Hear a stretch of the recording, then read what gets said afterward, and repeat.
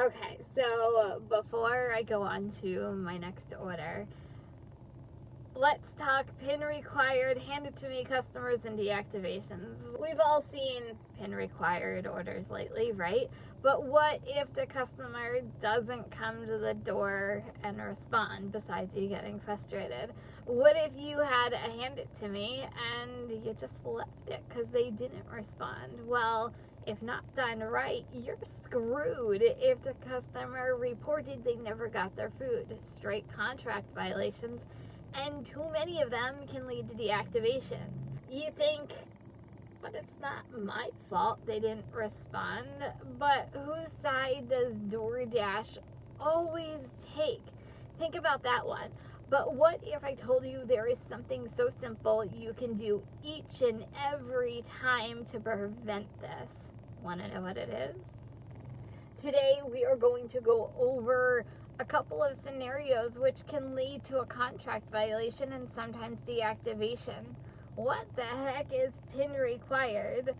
But is the customer trying to scan the system? And you are going to want to learn what you can do every single time as a dasher to protect yourself. So what types of deliveries can lead to contract violations? And too many can lead to deactivation. Well, today we're solely talking about hand it to me customers. And they're tricky, right? The easy ones are, hey, the customer was waiting for me and I just handed off their food. Those are the easy ones. The harder ones are the ones, and we all know this happens, I feel like we can all relate to it, when a customer is like MIA, right? They're totally missing. You knock on the door and no response. You call them, no response. You ring the doorbell. Hello, I'm here. Like, how do people not track their order? Why aren't these people more in tune, especially if it's a hand it to me customer? Now, especially if it's a PIN required customer, I don't get it some days why people don't freaking answer their door. If you didn't want to respond, you should have just put leave at door. It is that simple. But they don't think that way. They don't have a mindset of a dasher, nor do they honestly probably really care. But if you just drop and go, a customer can report that you never delivered the food, and that's where the fine line happens, and it could lead to contract violations. Too many contract violations could get you deactivated and booted from DoorDash forever. So when you really think about it, what do you do? Well, we'll get into that a little later. But you shouldn't just drop and go. That's the first thing. Second thing is yes, you could take a picture of it. That is evidence that you left it at their door. If you do that, please make sure you get the house number on your picture so they know and you have proof. But here's the thing. DoorDash, when they dish out contract violations, whose side does DoorDash always take? It's never ours, right? It's always the customer. I can't tell you how many dashers I have heard over the years say, well, I had a picture, but the contract violation still stuck. I can't tell you how many times I've heard people getting deactivated. Well, I had a picture. No, you're still deactivated.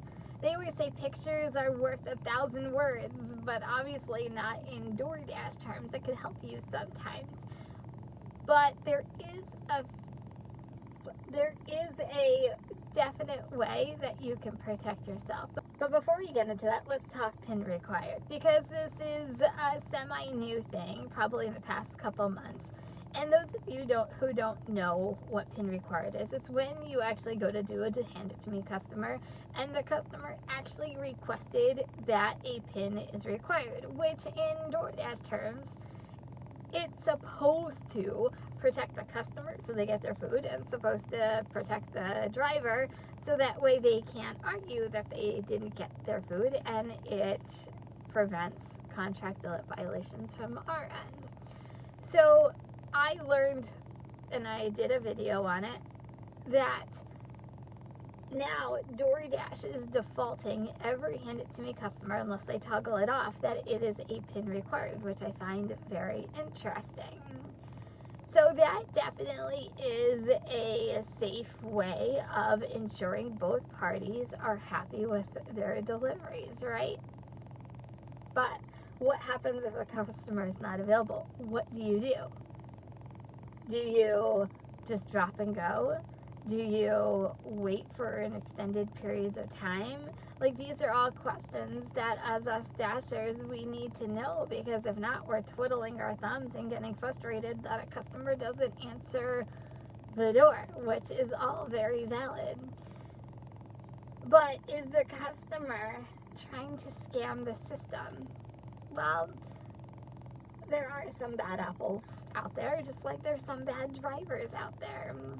There is always somebody trying to scam the system, and a Hand It To Me customer is the easiest way for a customer to scam the system if you really think about it. You know, I can put that it's a Hand It To Me. I can even put that it's PIN required to make it sound like legit. I'm just not going to answer the door. I'm not going to say that I'm here. They're going to have no other action than just to leave it at my door. And then I can say that, hey, I didn't get it because they didn't hand it to me. I put PIN required. Like, I feel like it's just another scam waiting to happen. There's always workarounds, right? There's always ways to get you in trouble. But here's the thing. There is a way every single time so this doesn't happen to you. Okay, so question for you. Have you ever had a customer report a order that was not delivered, even though you did on a Hand It To Me customer? Go ahead, leave it in the comments. But while you're there, go ahead and give it a thumbs up. And while you're there, subscribe for more DoorDash content. Now, what you do if a customer is not available, I do this as soon as I arrive at their property. Before I even knock on the door, ring the doorbell, there is a timer. Now, it used to be so simple, right? On the screen where you go to do delivery, on the very bottom, there used to just be one button you would actually press, and it would actually just say customer, can't reach customer, I think it says, or customer not available. And you would just hit it. I can't remember the exact verbiage. And then a timer would start, and it used to be a 5-minute timer. Now, granted, the 5-minute timer used to be, oh my God, I have to wait 5 minutes, especially in the freezing cold, the pouring rain, thunderstorms, excessive heat like we are in right now because it's summertime. Do you want to be waiting on someone's porch for that long? No. But then the button went away, and everybody thought, including myself, where did it go? I can't start the timer. What do we do now? And honestly, if I didn't go looking for this, I probably would have never found it, because DoorDash has made this so darn complicated. But did they do this on purpose? Did they make it so complicated that they want drivers to get contract violations over stuff like this? Maybe. Why would they go from doing just a 1-button push to, I think, like a 5 or 6 step thing you have to do now in order to do a timer to protect yourself from this happening to you? So let's go over step by step. So every driver knows how to put on a timer, and this protects you. And in the DoorDash app, it knows that you waited for the customer, you tried calling them, you tried texting them, you did everything in your power. You now have a picture in the DoorDash app. So if anything ever happens, including a customer trying to report that you didn't deliver your food, this is now your record to protect yourself from ever getting a contract violation and deactivation from DoorDash. So here's how it works. Okay, so first of all, you now have to hit the dots, and then you go to drop off issues, and then you go to reach drop off location, and then you go to can't reach customer, and then the screen with the timer will pop up. But you have to call the customer to really activate everything happening, including being able to take a picture and leave it. So once the timer runs out, you can add a description where you left it, you take a pic, you're done. And this is the beauty, 2 minutes, not 5 minutes anymore, 2 minutes. Yes, it is a pain in the butt. Yes, you have to wait 2 minutes, but it will save you in the long run if this can prevent you from contract violations and also deactivation. So hopefully this helps everybody. Okay, so let me know, have you ever had a hand it to me customer who never came to the door? And let me know how frustrated you were and what did you do about it? Did you know about this timer? Go ahead, leave it all in the comments below. I'm just curious if you actually use this timer often to protect yourself. You know, DoorDash does some tricky things like this, like hiding something so simple as a timer. Well, they're also getting a little crafty because they did a big change that affects every single DoorDash driver and the pay that you're seeing on the DoorDash app. You're going to want to check this video out next, and I'll see you over there.